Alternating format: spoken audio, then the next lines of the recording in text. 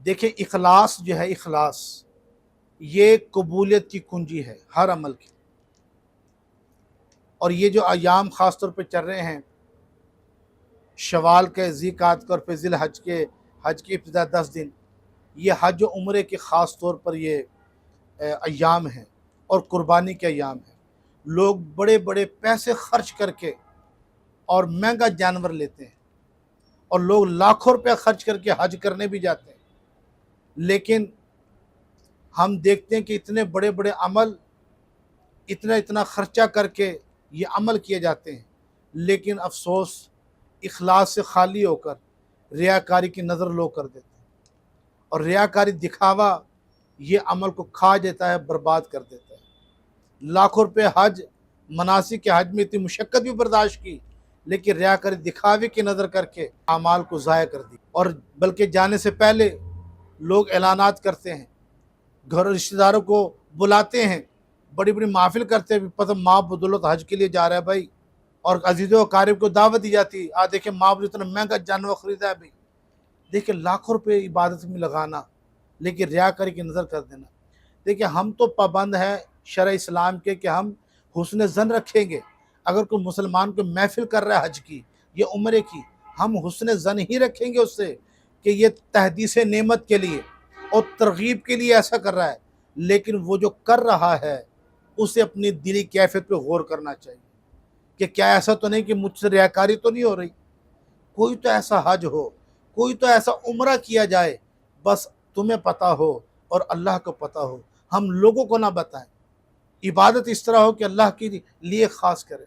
نبی پاک صلی اللہ علیہ وسلم نے ارشاد فرمایا، اور رب کائنات فرمایا، قل ان صلاتی و نسکی و محیای و مماتی للہ رب العالمین۔ اے پیارے حبیب، ان لوگوں سے فرما دو کہ میری نماز، میری قربانی اور میری حیات، میرا زندہ ہونا، میری ممات، یہ اللہ رب العالمین کے لیے۔ تو نبی پاک صلی اللہ علیہ وسلم کا اخلاص دیکھیے، آپ نے نماز پڑھی تو اللہ کے لیے، آپ نے قربانی کی تو اللہ کے لیے، جو بھی نیک عمل کرتے تھے وہ اللہ کے لیے خالصتاً کرتے تھے، لوگوں کو دکھانے کے لیے نہیں۔ لیکن آج ہماری کیا ہے کہ ہمارا ہر عمل اخلاص سے خالی ہو۔ اب یہ حج کا ایام ہے، ایک دفعہ ٹرین میں 2 شخص سفر کر رہے تھے، تو اب آپس میں آمنے سامنے سیٹ پر بیٹھے ہوئے تھے، تو ایک نے دوسرے سے پوچھا، بھئی تمہارا نام کیا ہے؟ اس نے کہا کہ میرا نام ہے حاجی شفیق۔ اب دوسرے والے نے پہلے والے سے پوچھا، بھئی تمہارا نام کیا ہے؟ اس نے کہا میرا نام ہے نمازی رفیق۔ وہ کہنا یہ کیسا نام ہے؟ تو وہ رفیق صاحب کہنے لگے، بتا تم نے کتنے حج کیے؟ اس نے کہا ماشاءاللہ پچھلی دفعہ تم حج پر گیا تھا، میں ایک حج کیا الحمدللہ میں نے۔ آپ نے کہا تو نے ایک حج کیا، وہ بھی پتہ نہیں مقبول ہوا کہ نہیں ہوا، تو نے مناسک کے حج صحیح طریقے سے ادا کیے تھے کہ نہیں کیے تھے، وہ بھی پتہ نہیں قبول ہے کہ نہیں، تو اپنے آپ کو حاجی کہلواتے ہو، یعنی ریاکاری عمل کو دکھاتے ہو۔ اور میں تو بحمدی تعالیٰ 5 نماز پڑھتا ہوں، تو اگر تم ایک حج کر کے حاجی کہلوا سکتے ہو تو کیا میں نماز نہیں کہلوا سکتا؟ وہ در حقیقت چوٹ دینا چاہتے تھے کہ ہم عمل کریں تو اللہ کے لیے کریں، لوگ کو بتانے کے لیے نہ کریں۔ ہاں جس کو پتہ ہو کہ یہ حج کر آیا ہے تو وہ کوئی خود سے کہہ دے اپنے طور پر حاجی صاحب تو ایک الگ بات ہے، لیکن خود اپنے آپ کو حاجی نہ کہے، نہ اپنے آپ کو حاجی لکھیں، یہ عمل کی ریاکاری میں آ سکتا ہے۔ اور دیکھیے کہ ریاکاری کیسا عمل کو برباد کرتا ہے۔ حدیث پاک میں آتا ہے قیامت کے دن ابن آدم کو لایا جائے گا، اللہ تبارک و تعالی ابن آدم سے اپنی نعمتوں کی اقرار کرے گا۔ 3 طرح کے شخص کو لایا جائے گا، ٹھیک ہے، ایک قاری کو لایا جائے گا، حافظ کو لایا جائے گا، پھر جہاد کرنے والے شہید کو لایا جائے گا، اور سخی کو لایا جائے گا۔ جب سب سے پہلے حافظ و قاری کو لایا جائے گا، اللہ تعالیٰ اسے اپنی نعمتوں کے اقرار کروائے گا، وہ بندہ اپنی اللہ کی نعمتوں اقرار کرے گا۔ اللہ پوچھے گا تو نے اس کی وجہ کیا کیا؟ وہ کہے گا باری تعالیٰ میں نے قرآن پڑھایا۔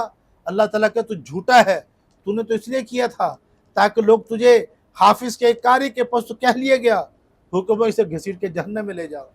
دوسرا شہید کو لایا جائے گا، اللہ تعالیٰ اس سے اپنی نعمتوں کے اقرار کروائے گا، وہ بندہ اللہ کی نعمتوں کا اقرار کرے گا، پھر اللہ پوچھے گا تم کے بدلے میں کیا کیا؟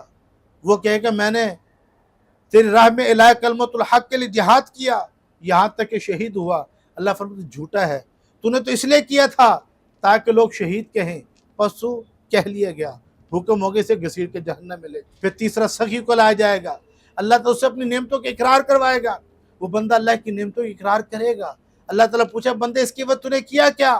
وہ بندہ کہے کہ میں نے اے باری تعالیٰ تو نے مال دیا، میں نے مال تیری راہ میں خرچ کیا۔ اللہ تعالیٰ فرماتا تو جھوٹا ہے، تو نے تو اس لیے کیا تھا تاکہ لوگ سخی کہیں، بس تو کہہ لیا گیا حکم سے گھسیٹ کے جہنم میں لے جائے۔ دیکھیں قرآن پڑھنا پڑھانا اور الہ کلمۃ حق جہاد کرنا، شہید ہونا، مال اللہ تعالیٰ دے اس کے راہ خدا میں خرچ کرنا، یہ بڑے بڑے اعمال تھے، لیکن کیونکہ یہ اخلاص سے خالی تھے، لوگوں کی ریاکاری دکھاوے پر مبنی تھے، یہ سارے اعمال برباد ہو گئے، کان کو جہنم میں لے۔ تو یہ جو بڑی مہنگی قربانی لے کر آتے ہیں اور پھر حج کے دور میں اپنے آپ کو حاجی کہلواتے اور علل اعلان لوگوں میں کرتے ہیں ہم حج کرنے جا رہے ہیں، حج کرنے جا رہے ہیں۔ میں نے پہلے سے شروع میں کہا ہم ایز مسلمان حسن ظن ہی رکھیں گے کہ یہ ترغیب کے تحدیث نعمت کے لیے کر، لیکن وہ کرنے والا اپنی نیت پر غور کر لے کہ میں اپنے عمل کی ریاکاری تو نہیں کر رہا۔ اللہ تعالی ہمیں اپنے ہر عمل میں اخلاص لانے کی توفیق عطا فرمائے۔